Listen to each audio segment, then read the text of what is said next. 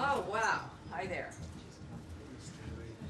Last time, I'm not really technically late, but last time I came out late, I got applause, but no longer, I see. All righty. Do we prefer not to have movement up this close? Is there a way we can maybe move back a little bit? That would be terrific. Thank you, gentlemen.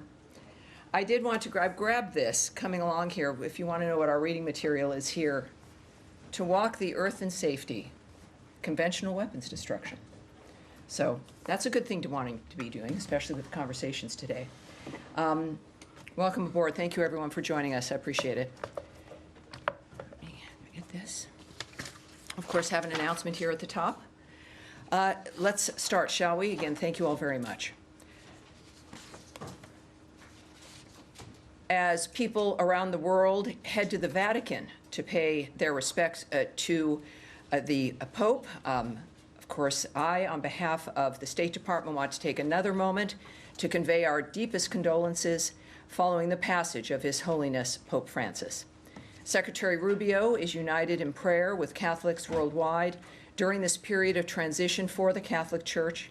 We join Catholics around the globe in mourning his passing and giving thanks for his life and service. Now, on to the terrorist attacks in Pahalgam. As President Trump and Secretary Rubio have made clear, the United States stands with India, strongly condemns all acts of terrorism.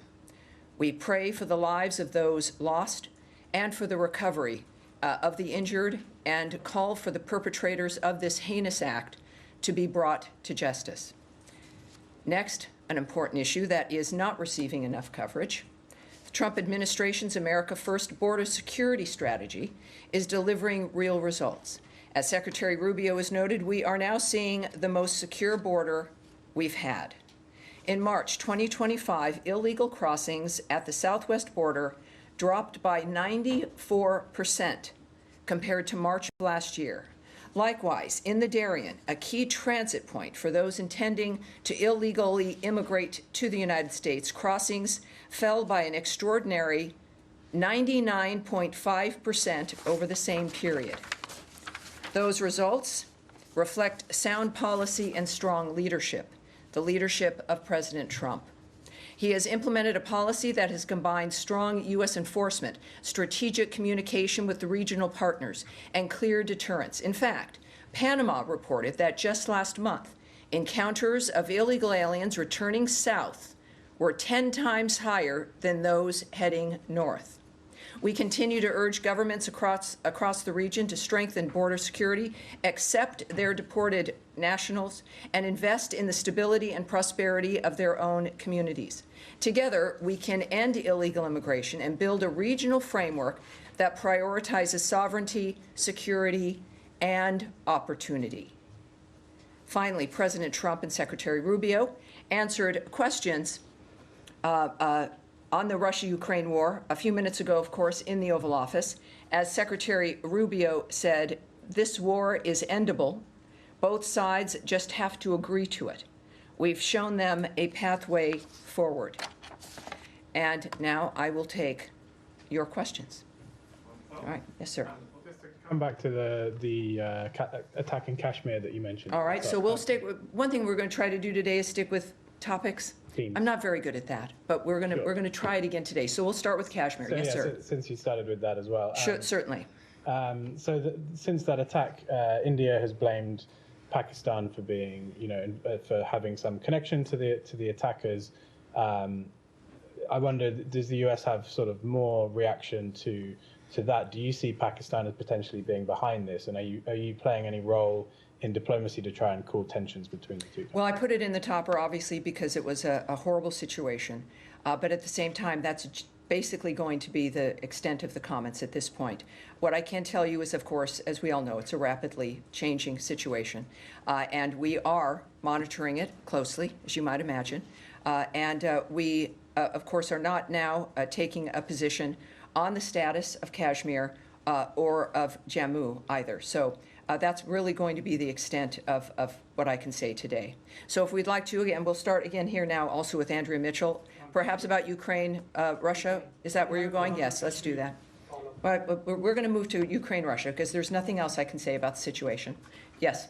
I want to raise the question of Crimea because the U.S. position, as was outlined by Vice President Vance, indicates that the U.S. proposal does indicate that Russia would retain sovereignty over Crimea and other territories.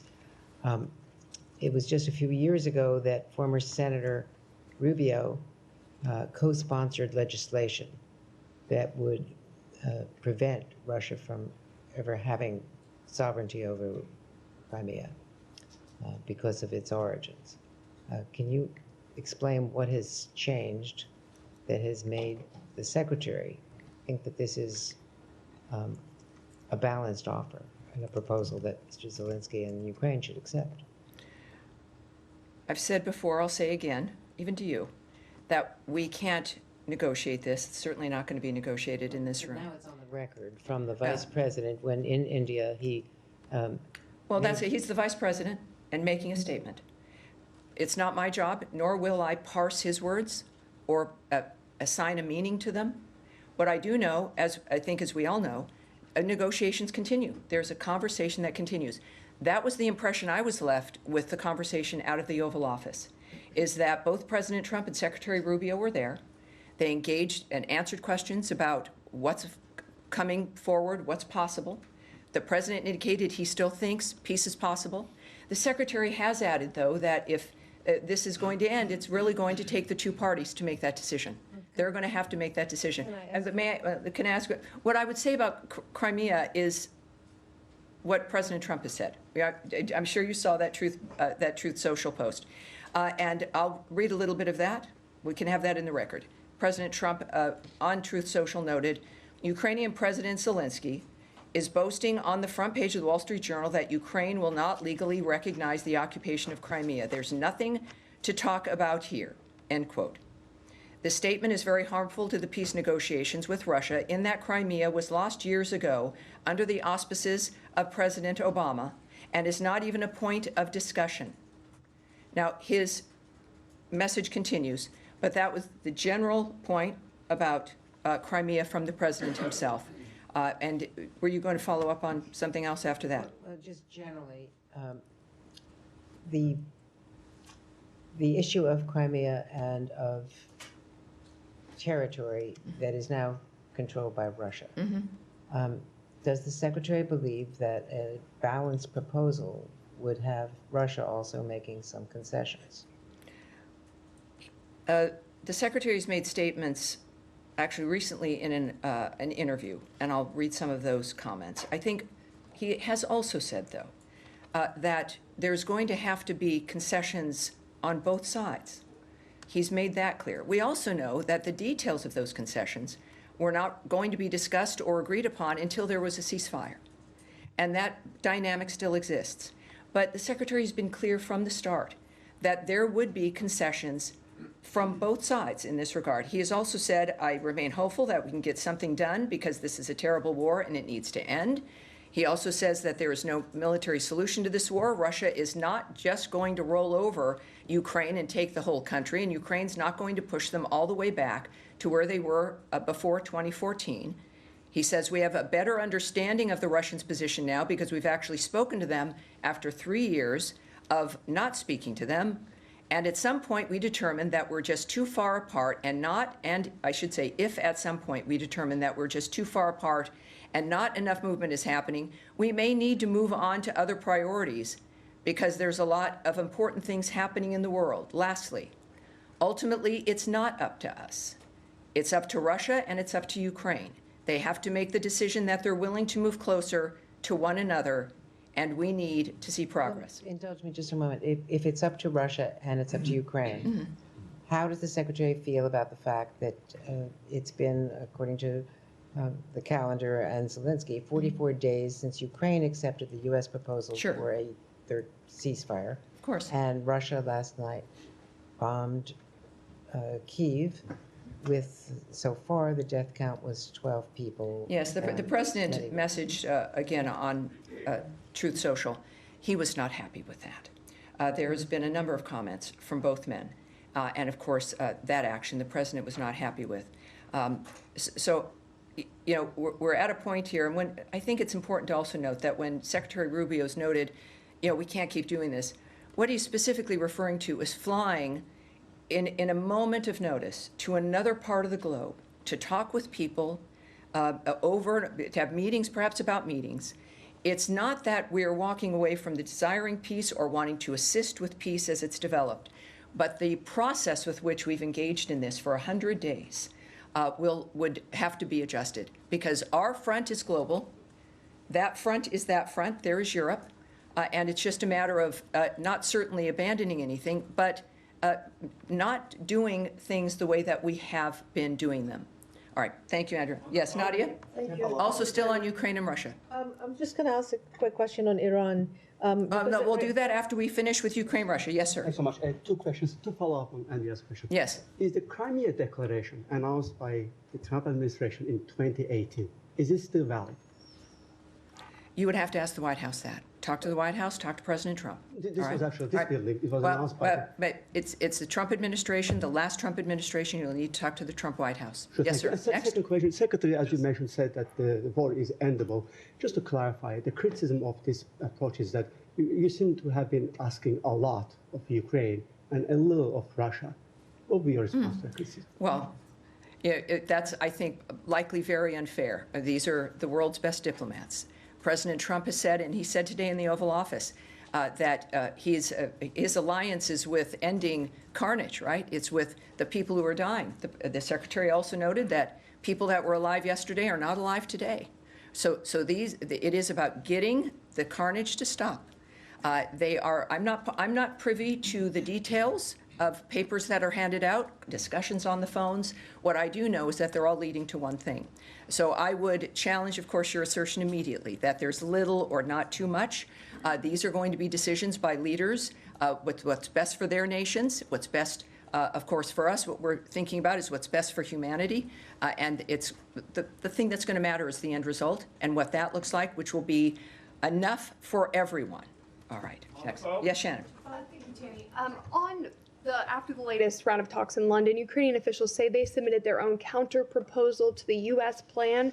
Can you say if the Trump administration is giving that counter-proposal any weight, or is the U.S.-backed framework on the table the only path towards peace that the administration is considering? You know, what I've noticed here about Secretary Rubio and President Trump is flexibility, is that no matter what's going on, and even reflecting back on when everyone thought everything was over after President Zelensky's visit to the Oval Office. Oh, it's over. All of this is done.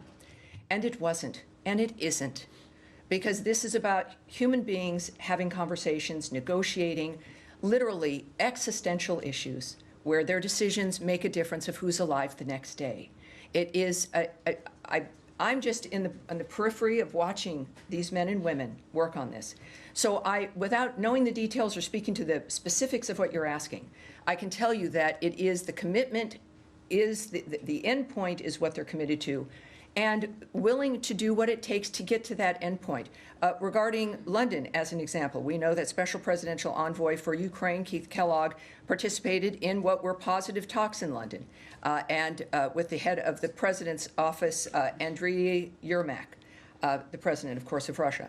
It's time to move forward also on President Trump's Ukraine-Russia war directive, which is very simple, to stop the killing, achieve peace, and which all of that puts, of course, America first, and as a result, it puts the world first. All right, so Russia, Ukraine, more? Just one more.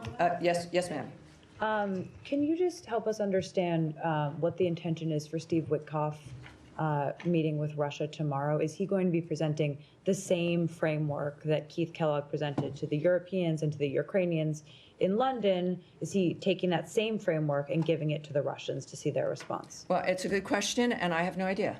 I don't know what his plan is. We do know that he goes with wherever he goes with intention and with a goal, and we see him effectuating those goals. So I know that there's something that matters to him that he's going to be conveying. I can't, of course, give you those details, nor would I. But it's difficult when your business, of course, is information. But in this kind of a case, these are obviously very serious negotiations, and that if anyone can make it work, it is President Trump and his envoys, because no one else has been able to address the issues that we're dealing with that are generationally long, with Russia, Ukraine not as long. Yeah, so I can't comment on what's transpiring there, but I know it's as serious as all of the other efforts he's made. Yes, Sean. Thanks. Secretary Rubio, he's chairman of the board of the Millennium Challenge Corporation. I'm wondering if he has an opinion on the elimination of the agency, as memos are sent to staff in recent days. So we are aware of reports of that. There are some cuts there. I will note that while the administration and the department has acted quickly in this regard, the review of Foreign Service remains ongoing across the other 22 U.S. departments and agencies that manage U.S. foreign assistance. But for specific questions regarding MCC, I would have to refer you to them. Just in the MCC, in terms of the substance of that, I mean, So now we've moved away from Russia, Ukraine. So as long as, are we, so, well, all right, so hang on, for your second question, you want to hold on to that? Let me just do one follow-up on this. Just the MCC was seen as a way to counter Chinese influence in Africa in particular. China is involved in infrastructure. The MCC was building infrastructure, but for countries that demonstrate good governance, for example. Why is that not seen as a useful goal for the United States at this point? Oh, Sean, you've been in here so often. First of all, I'm not going to speculate on any of the press reports about decisions that have happened or have not yet happened, or even the impact, or even, I mean, you can reach out to the MCC about the status of their programs. But if this is about really ceding ground to anyone, the administration is intent on delivering a foreign assistance policy that is efficiently and effectively serving America's interests. And the ongoing review does that for whatever the policy is, whatever the region is. And in fact, of course, it's effective for this aspect as well. But just a reminder, just because something it's changed, it might look different. It doesn't mean that our priorities have changed and that we will be applying our priorities and our mission in other ways as well. On the same topic, please. Russia, Ukraine, same? No, MCC. MCC, same? All right, well, you know what I'd like to do? Stay there. We'll keep going with Russia, Ukraine. All right, Nadia, are you on that? So you're still on Iran, I think. All right. Iran, because I have to have Yes, a life. all right. It's been Well, delayed. actually, let's move on from Russia, Ukraine then. We'll stick with MCC. Go ahead. Hi, I'm Ellen. I'm sitting in for Matt today. Terrific. Hi there. Good to meet you. On MCC, as chairman of the board of the MCC, was Secretary Rubio aware of and does he approve of what DOJ has done at MCC this week? The staff members and supporters say that all the contracts have been ordered terminated. And as chairman of the board, is he going to approve the termination of all the contracts? I know that Secretary Rubio has been involved in the steps regarding all of the foreign aid review. He's not just an active Secretary of State, but he's an involved Secretary of State. Our policies here, of course, are a reflection of his commitment to maintaining life-saving aid that is a reflection of America's interests. So while I can't speak directly to each individual decision, and I would not, the fact of the matter is, again, this is a decision that was made based on those values and the application of them that President Trump has advised and his vision has directed, and of course that Secretary Rubio also approves of and has also applied. I would argue that this is a DOJ dynamic. I think, as we mentioned on Tuesday, as we talked about the restructuring of the State Department, that the American people voted in President Trump to make changes. We've, of course, know that the budget of the United States, the debt, the way it operates is unsustainable. And so the State Department and other departments are also changing. But that dynamic is now, it sits with the secretaries. It sits with the heads of the departments of the country. So when we think about the changes that will continue to be made here at State, whether it's a large reorganization or if it's a bureau that's affected, those are decisions that are made by people in the State Department that is overseen, of course, by Secretary Rubio. And it reflects the values and the intention that's been described for the last 100 days from this podium and by the Secretary himself. All right. Yes, sir. Thank you. I wanted to move on to Gaza if I can. Oh, can I just go on Iran? All right. Well, it's up. Nadia's been waiting. We'll start with Iran, and of course, we will definitely come to Gaza as well. All right, Nadia, now to Iran.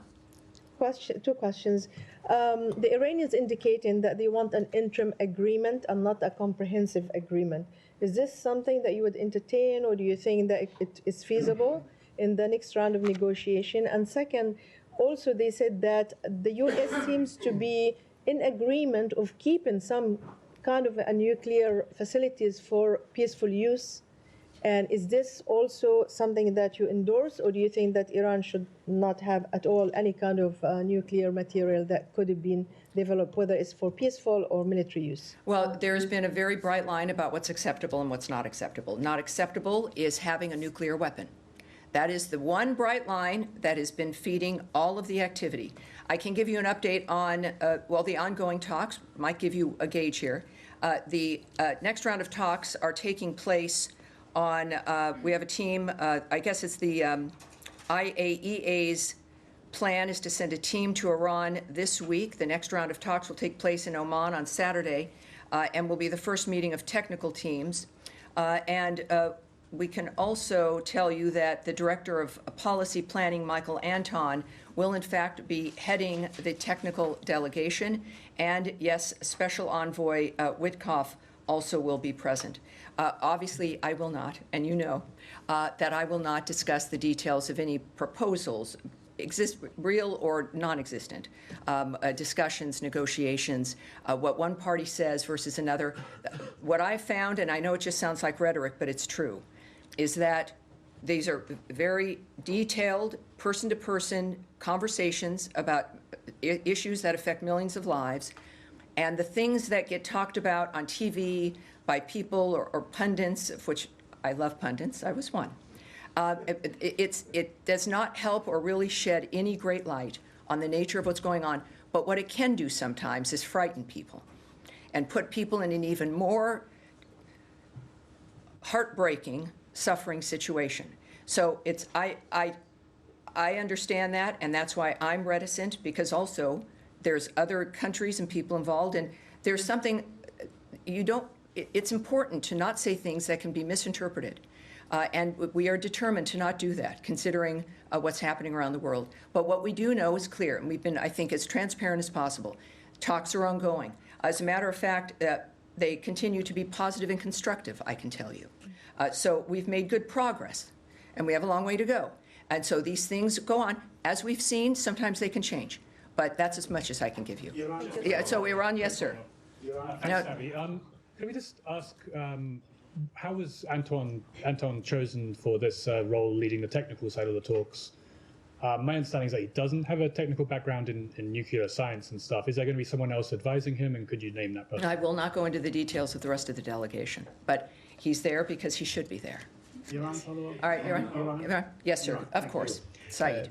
To the point that actually Nadia raised, yesterday Secretary Rubio told Barry Weiss that the U.S. is open and actually, accepting of an Iran peaceful program, considering that it is a member of the Non-Proliferation Treaty. But the position of the Israeli Prime Minister, Benjamin Netanyahu, is that the total destruction of all nuclear-related facilities, peaceful and otherwise, a la what happened in Libya in the old days.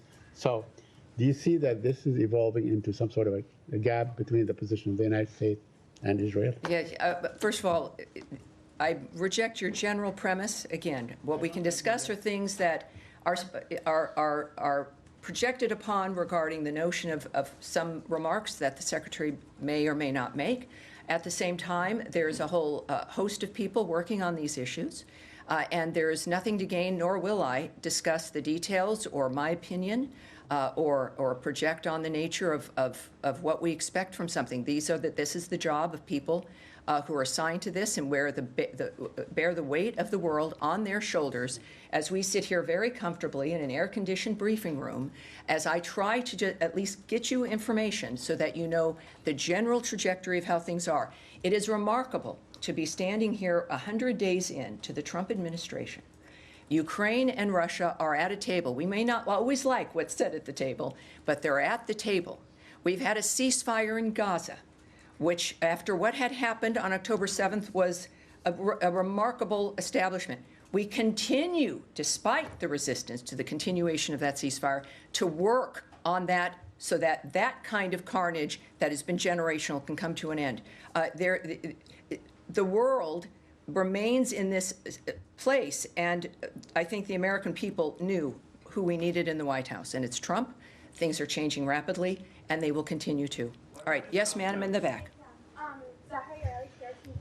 I'm sorry, can we turn up her mic a bit? So I experimented and sat in the back of the room the other day when there was an event here, and you can't hear anything from any of the other people in the seats when you're further back. So at any rate, go ahead.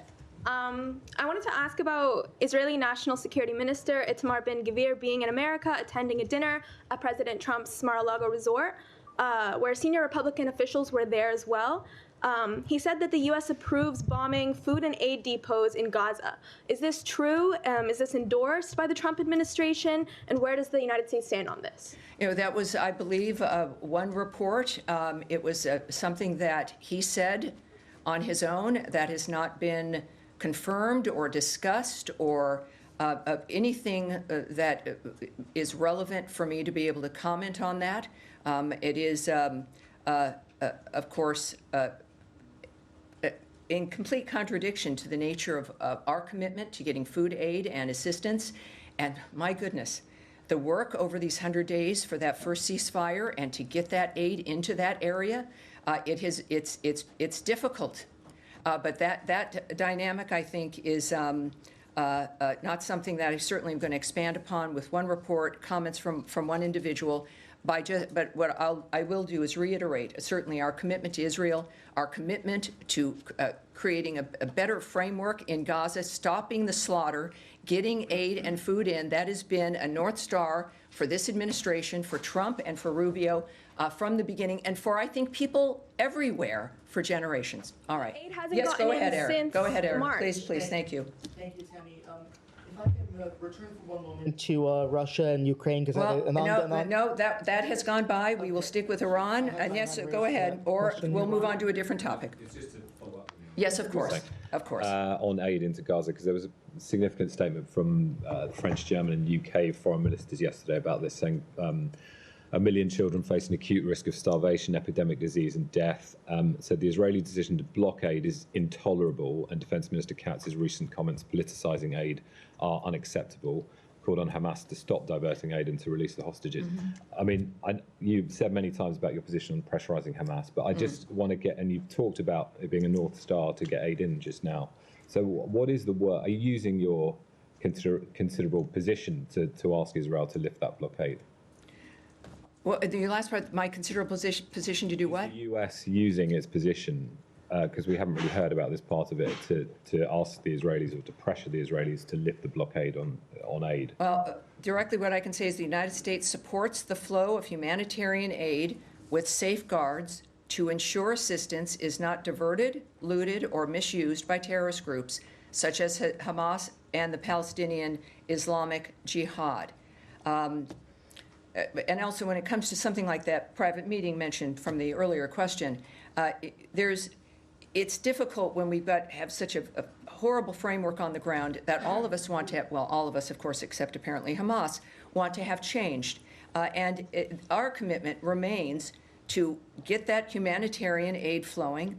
It is the point of a ceasefire, right? It is the point of what Special Envoy Witkoff has worked for and achieved. And we, of course, continue to work to try to re-achieve that.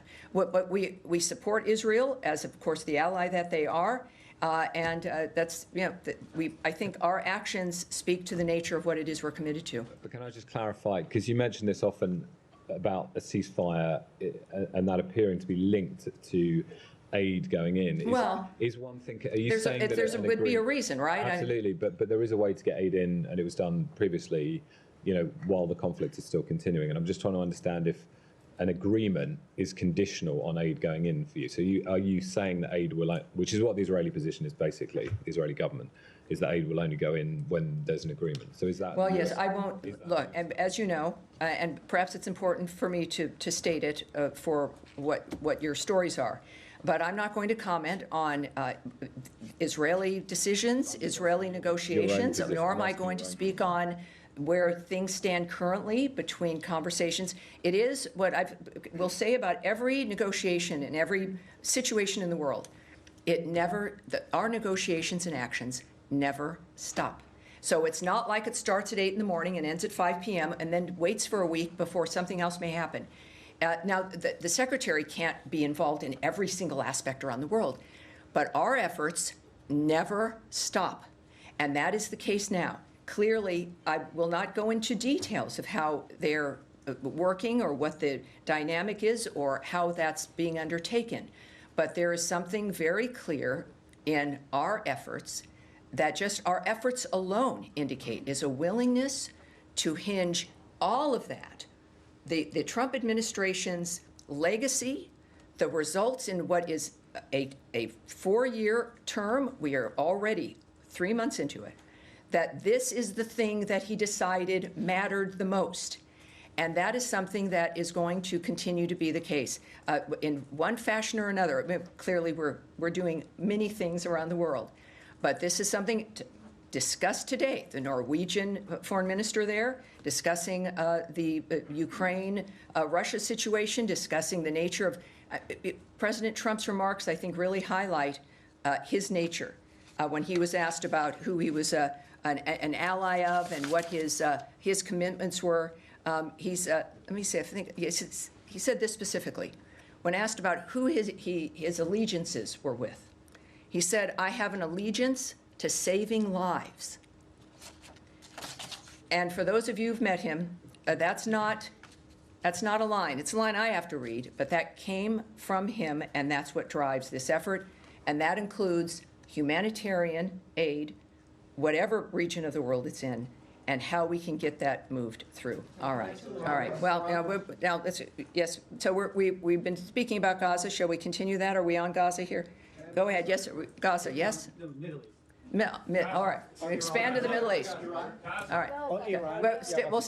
On Iran. We'll go to Gaza again, and then we'll come back to Iran. So Gaza specifically. Yeah. Oh wait, sir. No, sir. The man right here in glasses. Yes. Go ahead, sir. It's not on Gaza. Okay. So Go ahead. It's not on Gaza. In his first term, President All Trump. right, sir. I will direct this. You will not. Go ahead, In please. his first term, President Trump. Yes. In his Go first ahead, term- please. Sorry. In his first. Do we have? In his first term, President Trump offered to mediate between India and Pakistan on the issue of Indian-occupied Kashmir. I know you just said that this administration has no position on Kashmir right now, but there's too much tension on the I'm not going border. to be remarking, sir. As I mentioned, I appreciate this, and perhaps we'll come back to you with another subject. I will say nothing more on that situation. The President and the Secretary have said things, as have the Deputy Secretary. They've made their positions clear. I will not continue with something in that matter. Yes, sir. Go ahead. Yeah, go ahead. Thank you so much, Tammy. Today, the Iraqi foreign minister is going to arrive in Washington, D.C., and in a post on X, he says that he's going to meet with the U.S. counterparts on speaking and talking about mutual security. And have you scheduled any meeting with him? This is the first part of my question. The second part, are there any impacts or implications of your talks with Iran on Iraq? I'm asking this because when it comes to Iraqi security, Iran is floating into the discussions. There's a lot of Iranian-backed groups in Iraq, and you started the sanctions waiver to Iraq because they were buying electricity from Iran. Well, I can tell you that the Iraqi Deputy Prime Minister and Foreign Minister, Dr. Fuad Hussein, will be here at the State Department tomorrow for various meetings. I will be in one of those meetings. As far as to the specifics of what will happen, I have nothing to preview for you at this time, but we will have readouts. So we will have some details of those meetings tomorrow. Yes, sir. Go ahead. Yesterday, a group of Bangladeshi Americans held a press conference at National Press Club in which they requested the State Department, the U.S. government, to look into the ways in which the U.S. aid money was used in Bangladesh. Is the State Department looking into those? You know, I will, again, for something to address what might be going on, we're going to take that question. We'll go from that. And yes, ma'am, in the blue shirt, sir. Thank you. If I Yes, on Georgia. Under the new administration, the first meetings were held with the vice prime minister of the ruling party of Georgia. Could you provide some details about this meeting, including the main issues discussed and the position shared by And now, the for State people watching, when I say we're going to take a question, that means that you, in fact, are going to get an answer to that question, but not from me. So we're going to take that question as well. But when people do that, if they have a question that needs some details or I need to get more information, when we say we're going to take that, then you'll receive a direct answer from this department, and that's going to be one of those cases. We'll try. Matt, with the beard? Yes, sir, with the beard. Go ahead, please. You mentioned a lot. Sorry, John Stewart with Notice. Hi there. You mentioned a lack of coverage about the southern border. Yes, sir. And I wanted to ask, can you shed a little bit of light on the State Department's coordination with the Department of Defense for the delivery of these deportation flights to countries in South America? Well, I can tell you a little bit. I know that also came up on, well, maybe even last week, certainly perhaps even on Tuesday. So this is the diplomatic services, right? We know that they are actively partnering with DHS in implementation guidance and mandatory training related to DSS enforcement of statutes and regulations. And in February 18th to be specific, the Secretary of the Department of Homeland Security delegated Title VIII authorities to the DSS. They also, there have been some questions about their relationship regarding the state of Virginia. We know that we'd refer you as a result directly to DHS and the Virginia Homeland Security Task Force for any questions regarding that interagency support in their ongoing mission there to prevent illegal immigration. And they are a key partner, we will say, about the DS. They are a key partner in the United States work to reduce illegal immigration and root out those who endeavor to exploit the U.S. travel system. Their primary mission, for those of you wondering about the diplomatic security services, their primary mission is to protect diplomatic assets, personnel, and information and combat transnational crimes connected to visa and passport fraud, as well as to investigate transnational human trafficking crimes. DSS law enforcement authorities complement and strongly support the administration's priority to deter and reduce illegal immigration into the United States. All right. Yes. All right. How are we doing? All right. All right. I think that's going to be it for today, and we will see you. We'll see you next Tuesday. All right. Thank you.